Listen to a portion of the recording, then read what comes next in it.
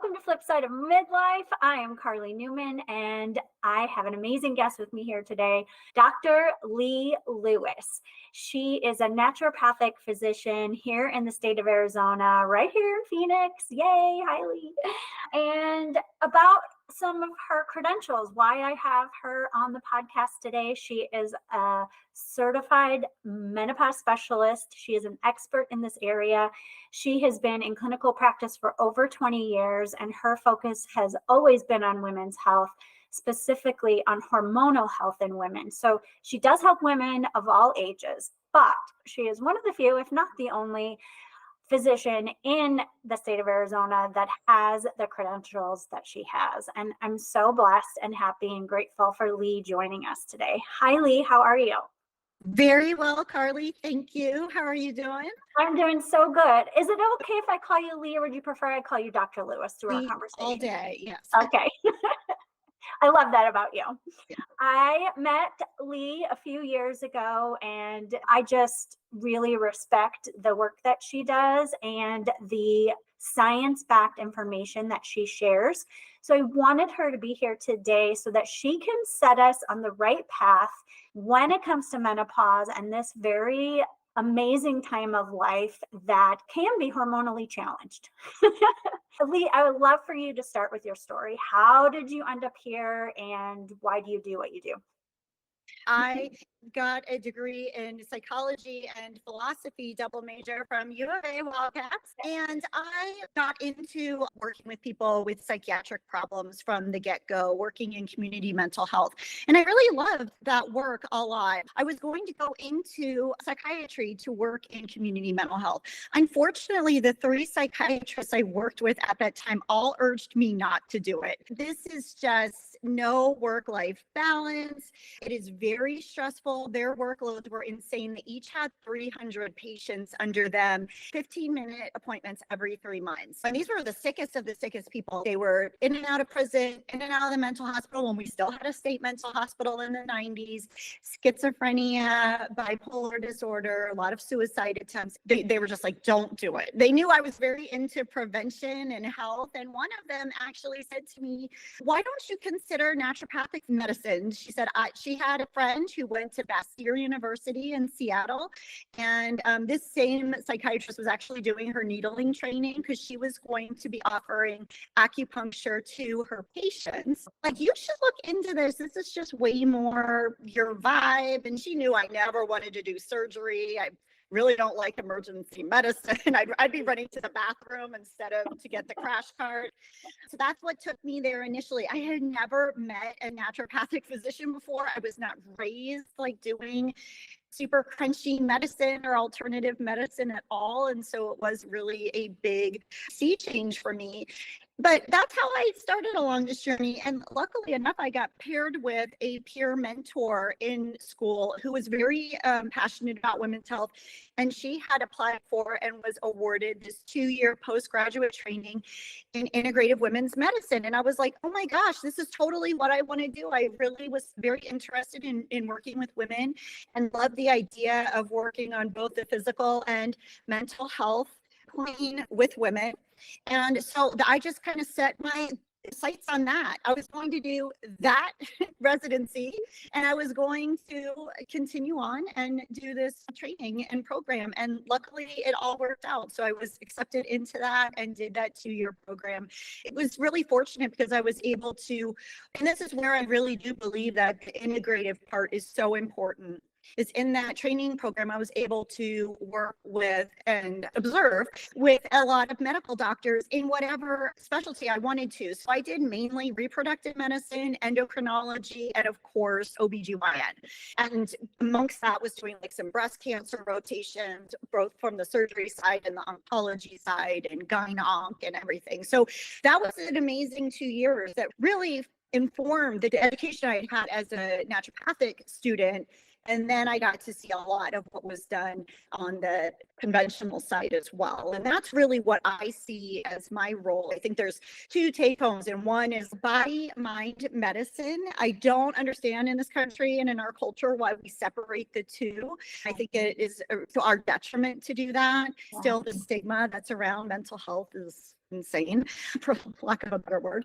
And then the other side is really doing integrative medicine. Like, I am there to meet people where they're at. If I see someone who is really struggling and at their wit's end and is like hormones all the way, whether it is menopausal hormone therapy or a birth control pill, I will do that for them. If they're like, I do not want to do hormones, I want to try everything else, we'll try to the best of our ability to manage those symptoms without the use of medications, if that's what they're looking for.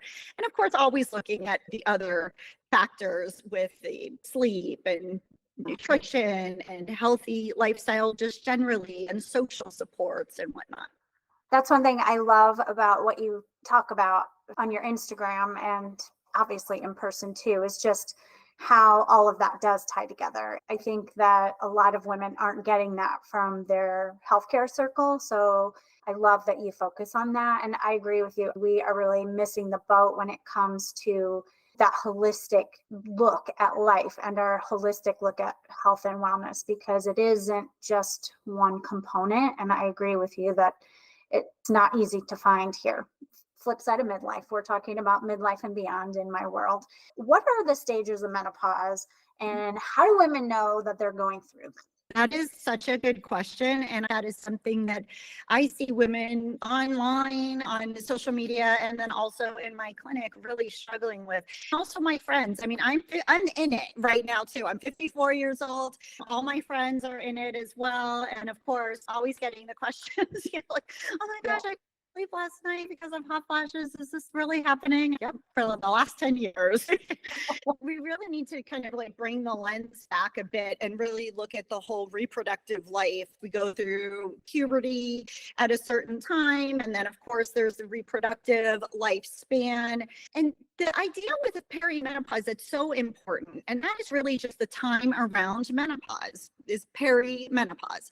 So if we're talking about premenopause, it's anything before menopause. Perimenopause is around menopause, and menopause is just one day in a woman's life. That is the day after she has gone a full year without a period. So after that final menstrual period has happened, and we never know that that's the final one, unless of course you get a hysterectomy. So you never know that that's the final one, except as a retrospective diagnosis. So it's after a full year, you look back and say, okay, now I'm in menopause. Sometimes we do learn from our friends and family the best, but my best friend had this happen. She had a period 13 months after her last period. Oh my gosh. Yeah, and she lives in New York, and she got on what I think was a little bit of an aggressive path with her gynecologist of having to do ultrasounds and endometrial biopsies, whereas I look at it with a bell-shaped curve. Most people are going to get that definition of menopause after having one full year without a period and never having a period again. If you go 13 months or 14 months, I just feel like that's going to be at the tail end of what's considered normal. But really, we want to have that idea. And if you've gone certainly 18 months or 2 years, or I saw someone the other day, 10 years without a period and start bleeding, that is a red flag and something we need to look into. Yeah. But so with that definition of menopause and working backwards, we have the whole premenopause phase, and basically birth to that 1 year past the final menstrual period is premenopause. And again, that will incorporate all of those reproductive years as well. Now, there are people who have very early and very aggressive cancers where they have their cervix and their uterus and potentially their ovaries removed. Maybe they have a genetic, like a BRCA situation in their family. And sometimes as teens, those people are getting those organs removed very early. So believe it or not, there are people in their teens that are in menopause. Just to put that in perspective, that's pretty rare, but menopause can actually happen at really any age. And then this is all based on statistics. Over time, after 30, the hormones drop. There's a change there. After 35, there's another change. And then after 40, and then from there on. The issue is that, again, because of people's circumstances, we do have a situation called premature ovarian insufficiency. It used to be called premature ovarian failure, but Some people go through this, they think they're in menopause, and then they might have another period again. If you look at just the average person who will probably go through their final menstrual period around age 51 to 52, which is our current statistics, you can experience perimenopausal symptoms starting all the way 15 years prior, believe it or not. That's down on the outside. But if you think about it and go back to those statistics that we oftentimes hear about regarding fertility, that fertility drops after 30, again after 35, and a big drop after 40, that decrease in fertility is a perimenopausal symptom. And when I explain that to people, it's kind of like this light bulb goes on, because the loss of fertility, that is hearkening to menopause. So if you look at it in that way, I think it makes a lot more sense that when women in their late 30s or early 40s start having changes in their sex drive, start having maybe some hot flashes, worsening of PMS or mood issues, all of those things can certainly start during that time. Thank you for that. I think we're looking for all of this concrete stuff. Here's when it's going to happen. Here's where I'm going to be. Here are the symptoms I'm going to experience. For my own personal things, I know that I was like, what is this? I can't do basic math all of a sudden. What's going on with my brain? And then I had vertigo symptoms, and I recently learned that that can be related. There's the things that we hear about, the hot flashes and some of those things. I think brain fog is more of something that we're hearing about. But I really feel, and it could be because I'm in the midst of it too. Well, I'm beyond. I celebrated. I had a little toast to myself on my year anniversary, but I think we should all celebrate when our friends hit that 1 year mark.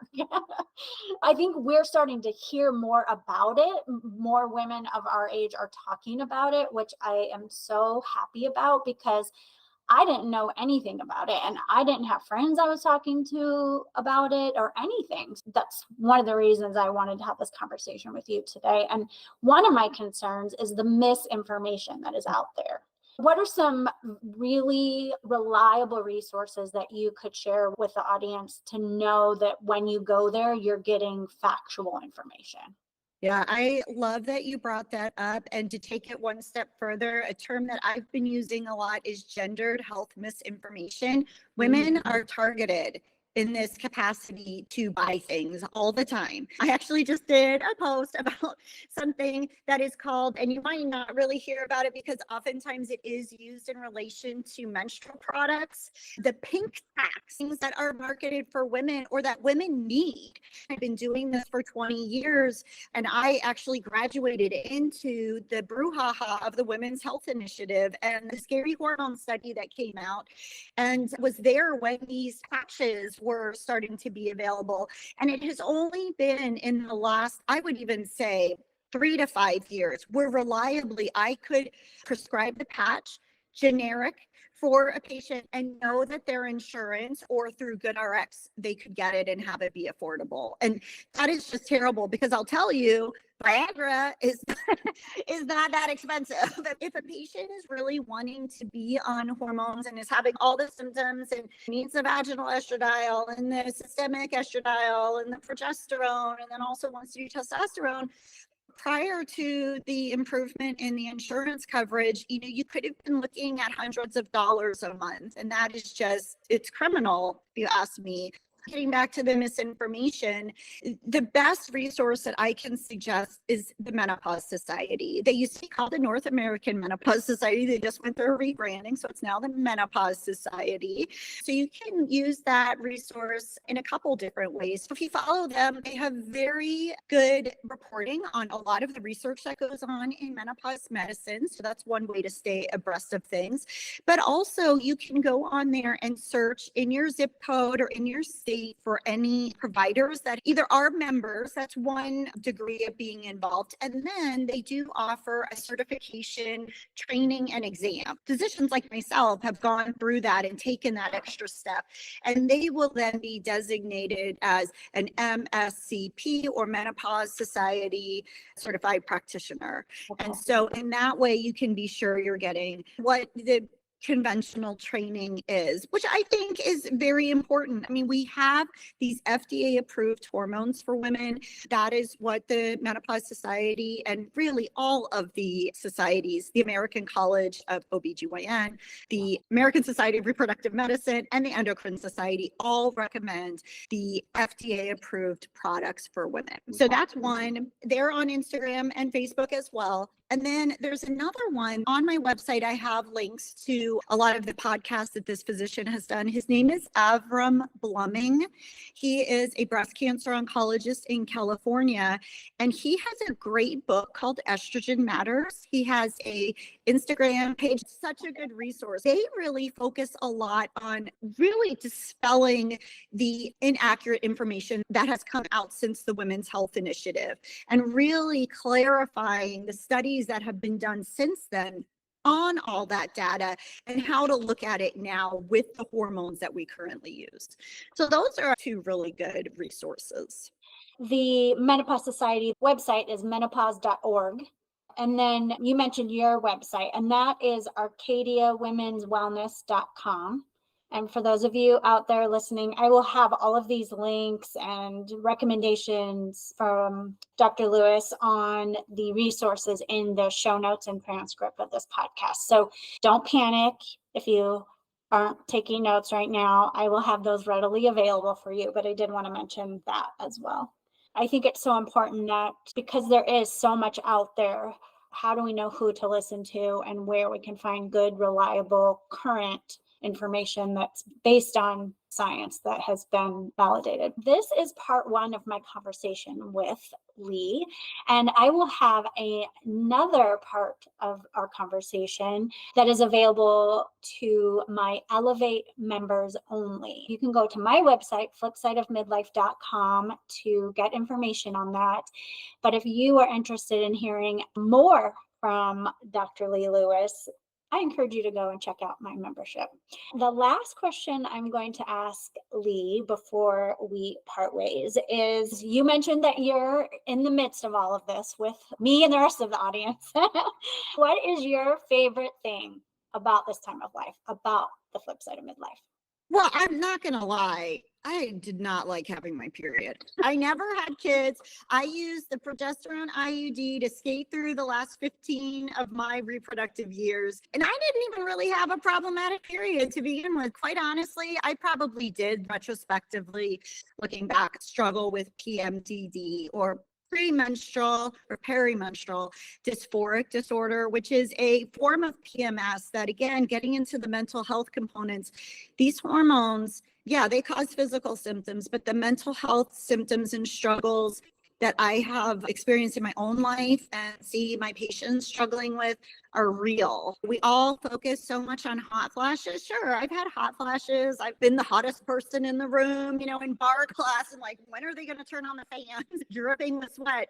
But it's the mental and emotional symptoms that I think are so hard, and the ups and downs that we kind of take for granted, unfortunately, as just a part of being a woman. Our partners and our family kind of have to be like, oh, is she getting her periods? We hate the question, but yeah, I am. So I was very fortunate. I did not have a huge amplification of my mental health symptoms in perimenopause, but they can be. It's really what really troubles women, that and the cognitive symptoms. I have to say, I'm not sad to see all of that go away.